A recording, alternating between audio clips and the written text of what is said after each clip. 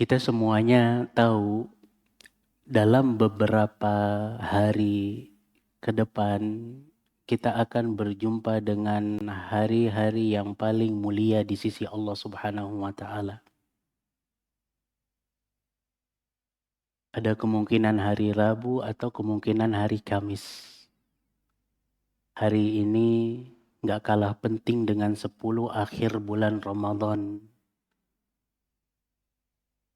Abdullah ibnu Abbas radhiyallahu ta'ala anhuma, ia berkata, Rasulullah sallallahu alaihi wasallam bersabda, "Ma min ayyam al-amalu salihu fiha khairun wa ahabbu ila Allah min hadhil ayyam."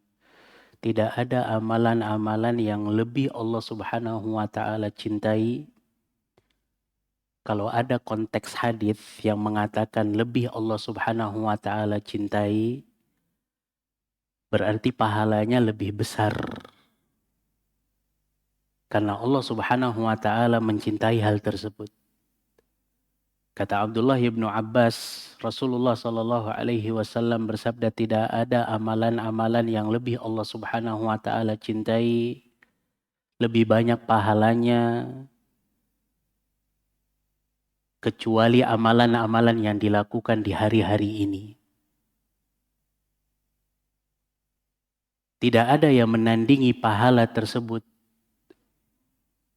Walaupun ada seorang yang berjihad di jalan Allah Subhanahu wa taala, keluar dengan hartanya, keluar dengan pengorbanannya, kemudian dia mati syahid.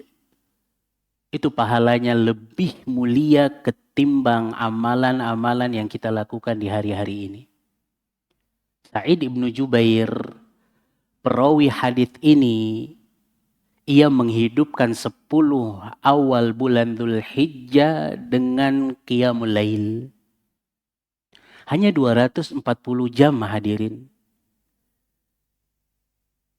Akan tetapi pahala yang besar akan didapatkan oleh seorang hamba. Catat baik-baik, kalau seandainya kita nggak mampu berbuat baik di 240 jam ke depan, maka jangan harap di hari-hari lain kita juga diberikan taufik oleh Allah untuk bisa berbuat baik.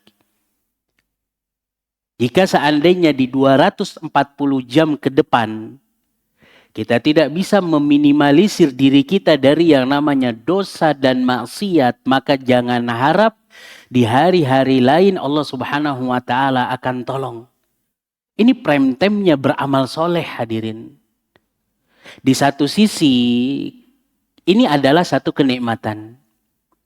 Tatkala banyak orang-orang mungkin di 10 awal bulan Dzulhijjah tahun lalu bersama dengan kita, puasa Arafah bersama dengan kita, ngaji bareng dengan kita, namun ternyata Allah Subhanahu wa taala telah cabut nyawa mereka. Allah titipkan kenikmatan ini nih, di satu sisi ini nikmat, namun di sisi lain ini adalah amanah. Satu waktu Allah Subhanahu wa taala akan mempertanyakan amanah ini. Kita dikasih kesempatan untuk berjumpa dengan 10 awal bulan Dzulhijjah, apa yang kita lakukan? Kalau orang-orang bisa melaksanakan ibadah haji, maka apa yang bisa kita lakukan? Kalau orang-orang bisa continue berpuasa 9 hari berturut-turut, maka apa yang harus kita lakukan? Kalau orang-orang bisa berkurban, maka apa yang harus kita lakukan? Pertanyaan-pertanyaan itu seharusnya menjadi goals kita. Tahun lalu mungkin kita belum bisa berkorban, maka tahun ini kita harus bisa berkorban. Tahun lalu mungkin kita nggak bisa berpuasa 9 hari berturut-turut. Sekarang usahakan minimal kalau nggak bisa berpuasa di 9 hari berturut-turut, maka puasa di hari Arafah itu sama dengan ampunan 2 tahun dari Allah Subhanahu wa taala. Coba bayangkan, dengan berpuasa 1 hari di hari Arafah, pengampunan dosa dari Allah tahun lalu atau bahkan mungkin tahun yang akan datang akan Allah berikan secara mudah. Ustadz, ada gangguan haid, datang bulan, atau gangguan-gangguan lain, udzur-udzur lain. Kalau kita nggak bisa berpuasa di hari Arafah, maka lakukan opsi lain. Opsi apa itu Ustadz? Bisa mengingatkan orang-orang sekitar kita, ayo sahur puasa di hari Arafah.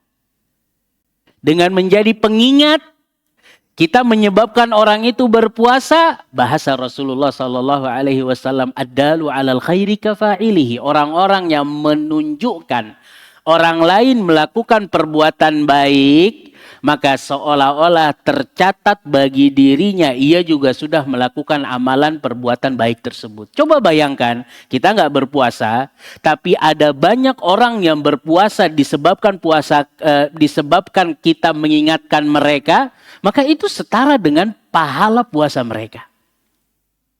Atau opsi yang kedua, kita bisa memberikan bukaan kepada orang-orang yang berpuasa di hari itu.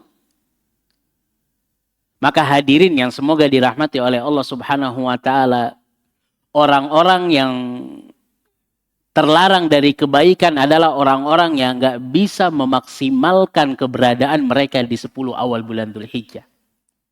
Ini gak kalah penting dengan 10 akhir Ramadan. 10 akhir Ramadan banyak tuh goals kita. Hatam Al-Quran, iktikaf, kemudian bersedekah di setiap hari, infak setiap hari. Kenapa kita nggak menyamakan goals kita di 10 akhir Ramadan dengan 10 awal bulan Dzulhijjah? Itu menjadi PR kita bersama dan semoga Allah Subhanahu wa Ta'ala memberikan taufik kepada kita untuk bisa mudah melakukan ketaatan kepada Allah Subhanahu wa Ta'ala. Ingat, siapa tahu 10 awal bulan Dzulhijjah tahun ini adalah tahun terakhir kita di dunia. Allah Subhanahu wa Ta'ala masih memberikan kesempatan kepada kita, manfaatkan kesempatan emas tersebut. Kesempatan untuk bisa merubah diri kita. Kesempatan untuk meraih pahala sebanyak-banyaknya. Kesempatan emas bagi kita untuk mendulang kebaikan sebanyak-banyaknya. Dan banyak orang-orang yang gagal, malas mau beribadah kepada Allah Subhanahu wa Ta'ala, malas mau berbuat baik kepada kedua orang tua, malas untuk A, B, C, D, dikarenakan dosa dan maksiat yang sudah pernah mereka lakukan dan mereka belum taubat dari dosa dan maksiat tersebut. Baik dosa dan maksiat yang berkait dengan hak-hak Allah Subhanahu wa Ta'ala, atau dosa dan maksiat yang berkaitan dengan hak-hak orang lain. Kita sempat mengambil harta orang lain, kita sempat menggunjing orang lain, kita sempat mungkin berdusta kepada orang lain, merendahkan orang lain. Itu tuh faktor-faktor yang membuat kita gagal, yang membuat kita berat untuk melaksanakan ketaatan kepada Allah Subhanahu wa Ta'ala. Apa solusinya? Belum terlambat bagi kita untuk meminta maaf kepada orang-orang yang kita rasa kita pernah berbuat zalim kepadanya.